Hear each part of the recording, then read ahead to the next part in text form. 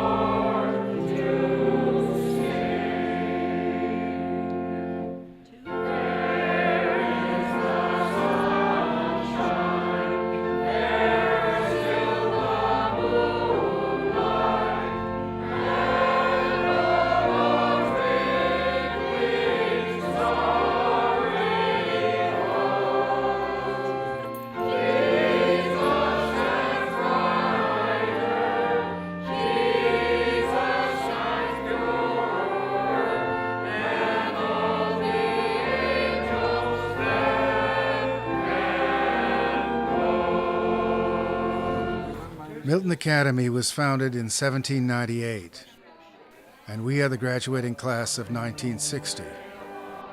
We all went to college, and shortly afterwards, some of us began to gather regularly to measure what was becoming of us. The 15th, the 20th, the 25th, the 45th, and 50th reunions.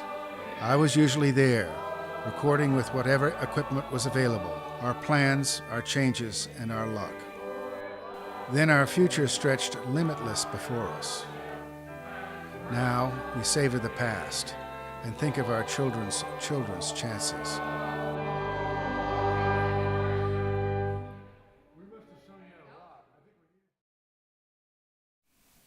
"50 years ago, it was a boarding school with some day students. And after the 6th grade, the sexes were separated on opposite sides of Center Street. This was to concentrate the mind on study. In the morning, the boys gathered on the Wig Hall steps to gaze with longing at the girls arriving on the other side. There was unlimited dreaming, wild myth-making about the supposed class beauty, and no contact.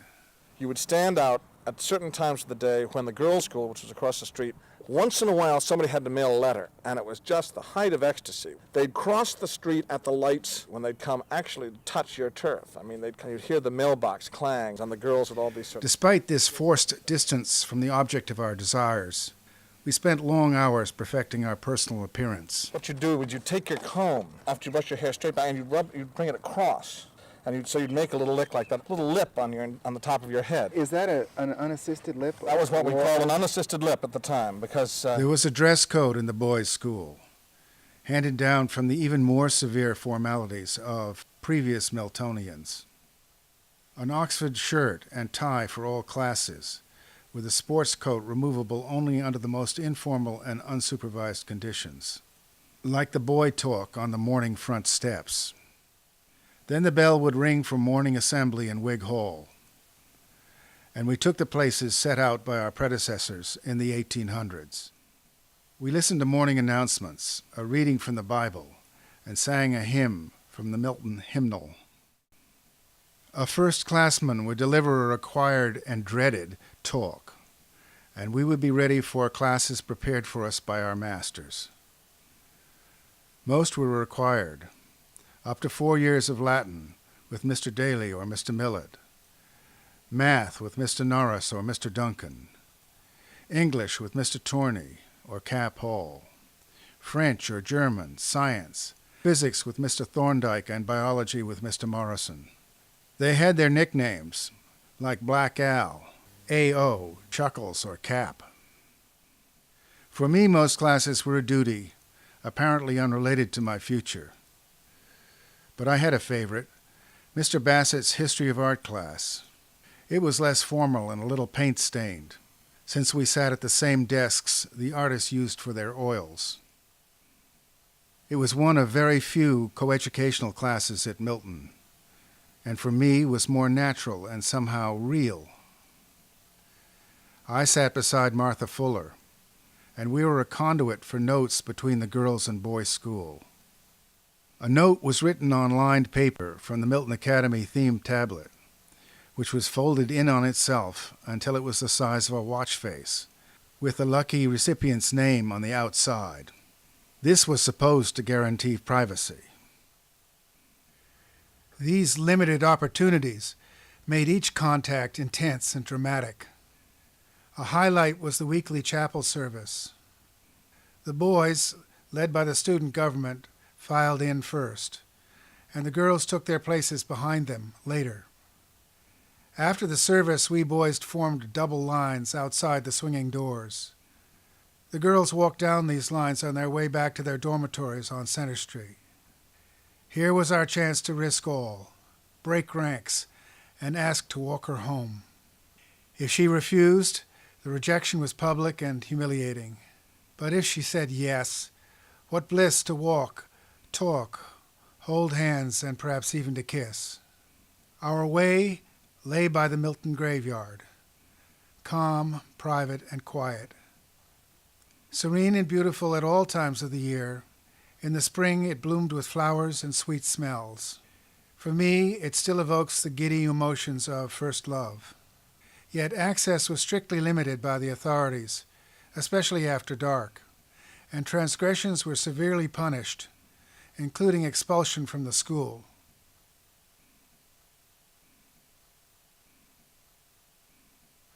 Milton became coeducational gradually through the 80s and 90s, and morning assembly today involves both sexes and a range of ages and races unknown in the 1950s. Good morning, everybody. Dylan can't be with me this morning because he's off getting a root canal or something, so I'll take this one. On Saturday, we went to States. It was the last local tournament for seniors. Student speeches are common and candid, more open emotionally than would have been acceptable in my In day. retrospect, this was completely necessary as I started to figure myself out. For so many years, I was not only hiding my sexuality from my family, but also from myself. I started to be honest with myself. Always try to be a part of and strengthen a brother or sisterhood, because one cannot do everything alone. But more importantly, brother and sisterhood show you parts of yourself you never knew and can help you achieve goals you never thought you could conquer. Meetings between teachers and students seem easier and more equal, with students taking part in decisions about learning and running of the school. What would you like to have on your bit of blue screen there? Would it be anything to do with being a doctor? No. Would it be anything to do with your childhood? No. Anything to do with your lover? My. Lover? Oh, shocking. Certainly no. Certainly not. Well, Now we gather in a familiar space for our latest assembly. Setting aside and also a feedback loop for the inside of the community with the board is critical, and that has been There are missing the faces, way in which the board is conducting its business is now those cut short in life. and I think helpful. And What can we say about our lives to them and to our younger selves? Why are we here? for the inside of the community with the board is critical. I'd like to hear what classmates have Actually, been always doing, things to do. and I'd like to hear the sense that lives have been good in part because of what we experienced and learned here at Milton. Academically intimidated, physically involved, mentally undeveloped. In retrospect, the classes which took so much of our waking hours were only a fraction of the boarding school experience. It was a structured, scheduled existence. We lived together, first in cubicles and later in private rooms, sharing hell-raising, pink bellies, and border fights. In the spring, it was squirt gun wars. Eisenhower was elected president. We ate together, ranged along long tables with the master serving and disciplining at the head. We dressed for dinner and said grace, followed by a clatter of chairs as we sat down. We took turns putting on the starched waiters' jackets and serving our fellow students from the kitchen's swinging door. By the 20th reunion, the dress rules had relaxed to sports shirts and chinos, and a little later, men and women ate together. Physical exercise was a vital part of our regime and took most of the afternoon. We all belonged to teams. Football and soccer in the fall, hockey and wrestling in the winter, tennis and track in the spring. These provided a vital outlet for our testosterone-ridden bodies. Everyone had a role, whether as star halfback or team manager, and strove with varying degrees of skill for the honor of a capital M on their letter sweater. The school philosophy was a balance between a cultivated mind and a clean and muscular body.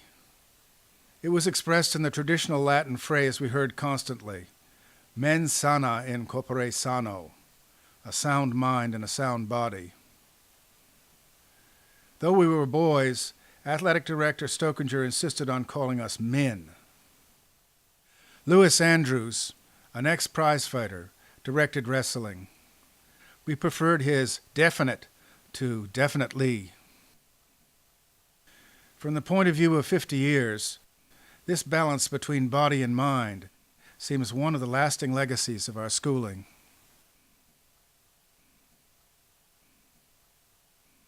In matters of morality and self-discipline, we were to learn by following the rules and examples laid out by our masters. This began with Mr. Arthur Perry, the benevolent, Olympian, Yankee head of school, and the court of last appeal in Crime and Punishment. We were bound by the honor code, which made the student who saw an infraction but did not report it as guilty as the boy who did it. Here was a fine balance between virtue and practicality, because too much tale-telling, however nobly inspired, meant being ostracized and exiled from the group. Who reported the beer party? Who caused the flood in Robin's house by doing chin-ups on the sprinkler system? Did you take a single? You guys realize, that basically we control the world, the ones behind the cameras. We take the pictures we want, We don't care what you think. No, we don't. No. Act up and you're on the editing room floor, you know what I mean?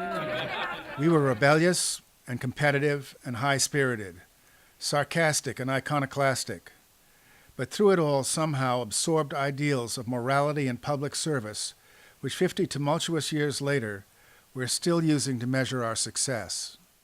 Dare to be true, says the school motto. Who would have imagined that looking back over 50 years, we would still be dealing with those words? And I just want to read something to you that's right behind me in the hall here. It's called Dare to be True. We hope the time will never come when devotion to high ideals, unselfish service, and heroic self-sacrifice will not command the admiration of mankind. Such service and such living are the beacon light which leads humanity forward and upward. This was by George Wigglesworth, who served as a trustee from 1894 to 1921 and was president of the board for the last 3 of those years. So public service, whether it is in the military or service in the government, has long been an ideal espoused by this school, and Nick Littlefield has exemplified such service in his life, both his private and public lives, and so I'm so pleased that he was asked to speak today. I went to a school, Quaker school in Providence called Moses Brown, and the motto was for the honor of truth. Then Harvard later, of course, with Veritas. So I had 18 years of truth beaten into me. But Dare to be True is very different. It's more than a motto, it is a call to action, and that's how I viewed it my whole life. Daring calls for courage, taking a risk, overcoming a challenge. And the truth is more than telling the truth. It is following a path towards the truth, being true to oneself. It is deeply impressive to me that more than any other calling, so many of our classmates chose to be teachers. The teachers among us represent the very best that our class offered. And it has to have been with the quality of the teaching at Milton that inspired so many people to choose to serve through being teachers. Then another half a dozen joined the Peace Corps. Others went into state or federal government. I'd like to include those who worked in the arts, because that can be a means of public service and community service as well. And then interestingly, we had many people who went into business in our class, and yet each of them, almost to a person, said that they took their greatest pleasure in life outside of family from service in the community. And Charlie, you certainly are a shining example of civic work in Cleveland. It knows no equal. And then in 1988, I was given an opportunity for an entirely different kind of public service, which offered the opportunity for me to pursue a whole new truth. I became Chief of Staff for the United States Health, Education, and Labor Committee, chaired by Senator Kennedy. For me, making the American dream available to all Americans, regardless of their situation in life, became my new truth. And expanding health care to the uninsured became a particular goal I would work on for the next 20 years. Like many in our class, I came away from Milton at a time in history when part of the truth seemed to be public service. I started out believing in the most rigid definition, good and bad, and I ended up, as Kennedy taught me, that if you see the world only as good guys and bad guys, the public interest is never fully served. And it seems to me that as the truth has mattered to us over the years, at this point in our lives, it may be more about the daring. Daring to change our lives. Daring to face changes over which we have no control. Daring to face grief and loss. Daring to keep finding great joy.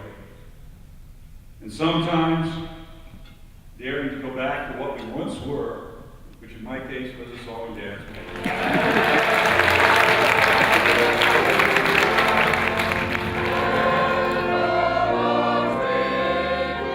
Let's say you're going to be showing this to your young self. Let's say you're going back in time to when you were in Milton Academy, and the image you'd like to show yourself is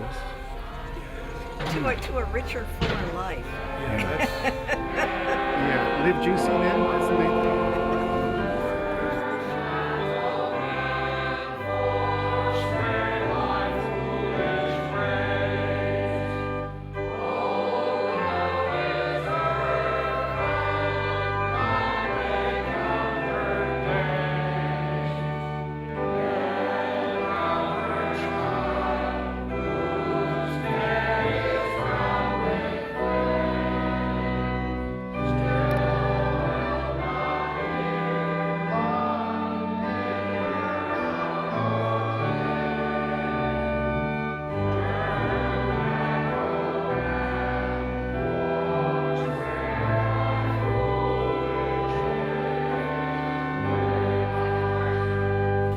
When I had the guts to be true, things kind of worked out okay. I slept well at night. And when I copped out, and we've all done that, when I copped out, something was clearly wrong, and I didn't sleep well. Well, Betsy and I had the great opportunity to respect, to try to support Martha Fuller Clark and her courageous answering of the challenge of daring to be true. To me, she is in many ways the embodiment of that. And so we are so lucky, and it is so appropriate that she's here to talk to us today. She talks of issues, she talks of facts, she talks intelligently and rationally. That is not always in this country the last carriage of election. Milton continues to hold a very special place in my life. And not only was the Academy my father's and his siblings' alma mater, it was also where my brother, sister, cousin, nephew, and both of our sons received their secondary education. Our older son, Caleb Clark, class of 1993, is quiet, reserved, smart, intense, quite conventional, but not without a terrific sense of humor. Our younger son, Nathaniel Clark, class of 1999, is warm, gregarious, very outgoing, even flamboyant at times, anything but a conservative dresser, and gay. And I remember when the admissions department was interviewing Nathaniel, and Frank Millett came to me and said, how can two such very different individuals come from the same family? And I turned to him and said, how can two such very different young men both belong and thrive at Milton? And I would like to congratulate this institution for being so open and inclusive to all individuals who have had the fortunate opportunity to be part of this institution. Many years as an elected official, as it is for all elected officials, the challenge has been to dare to remain true to my core values. I would like to give you an example so that you could understand what this really means. In our very recent difficult budget deliberations this spring, I recently had to choose between voting for gambling as a means of balancing our budget or voting for cuts against programs that I had fought for years in our state. Because I believe so strongly that gambling is the wrong choice for the state of New Hampshire, is the wrong state for the people of New Hampshire, and will not secure us the economic stability that it falsely promises to bring and has falsely promised it to bring to states across the country. So I voted against gambling,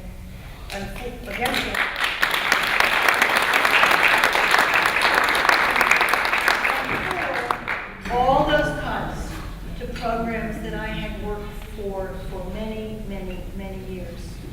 I believe, that one of the reasons I was able to do that was because of the strong values and the tremendous grounding that I was given here at Milton. And I stand before you today saying, that capacity to dare to be true to one's most basic values and integrity really came from this experience. Again, thank you.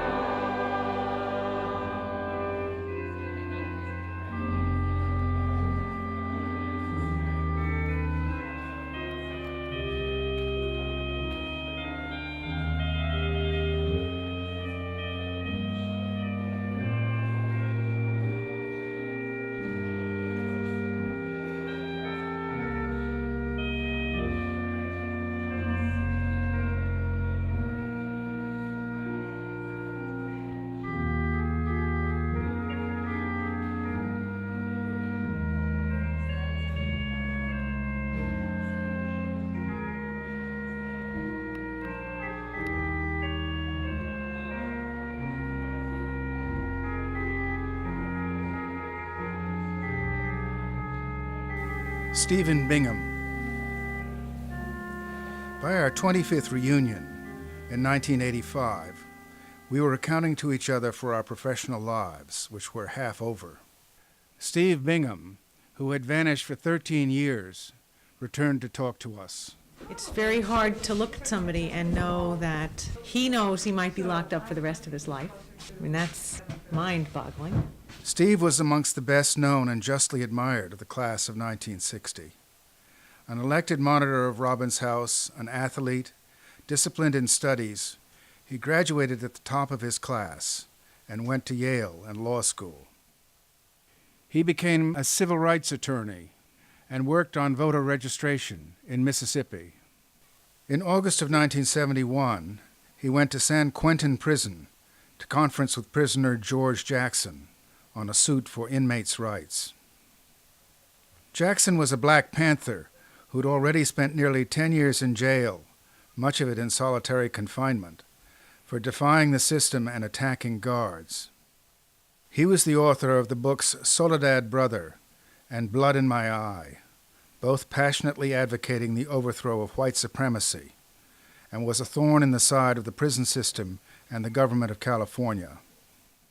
According to his guards, after the meeting, while being returned to his cell, Jackson pulled a 2-pound 9mm pistol from his afro hair and began a violent escape.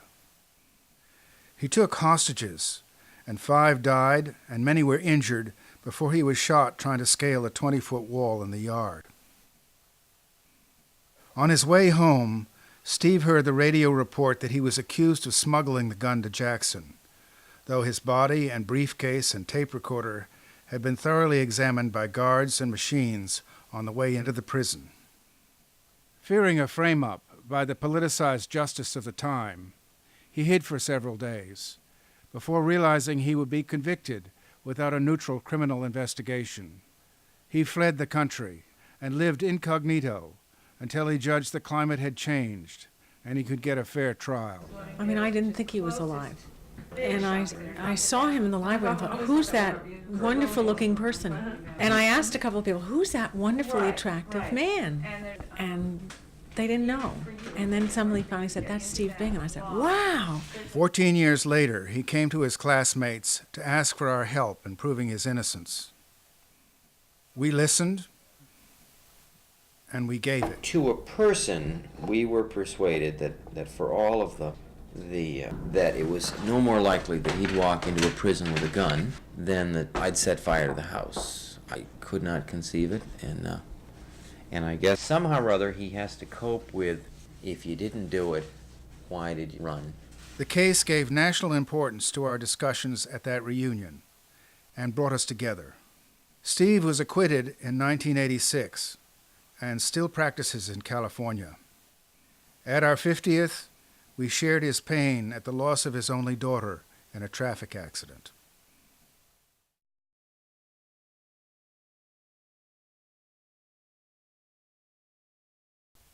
Milton's traditions are old, but our 50 years have seen radical changes. From carbon paper to computers, from one telephone operated with a nickel to cell phones, from males in blue suits at dinner to women and babies on the dormitory steps. Many of the buildings are new and dedicated with new emphasis to the arts and sciences rather than the classics of our era. Yet the form of the buildings we inhabited is still there, and within them are icons which were a part of our daily lives. The war plaques in the chapel, the plaster reliefs from Persepolis and the Parthenon. There are unchanged classrooms and common rooms. There's a clock which still tells the time with Roman numerals. The pictures of famous graduates, from Buckminster Fuller to T.S. Eliot. The portraits of our best remembered teachers, and the memorials to our own dead. These evoke memories and measure growth.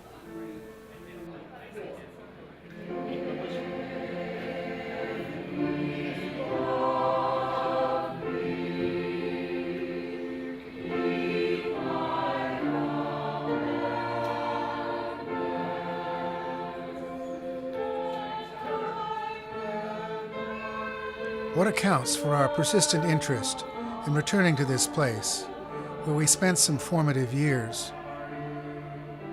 Beyond nostalgia, beyond increasing pleasure in each other's company, Beyond a desire to measure each other's growth and destiny, there is a desire to be involved with the development and maintenance of an institution.